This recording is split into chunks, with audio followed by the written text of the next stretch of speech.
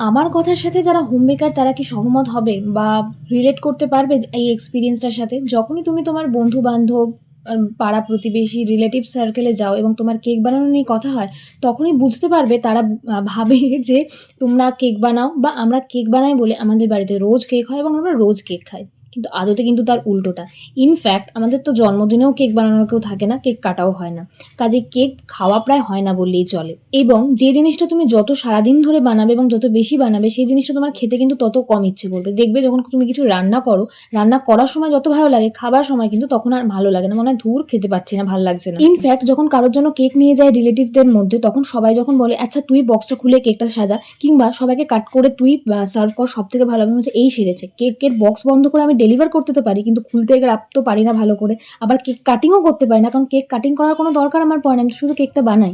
এই সমস্যার সম্মুখীন তোমরাও কেউ হয়েছো কিনা আমাকে কমেন্ট করে অবশ্যই জানিও।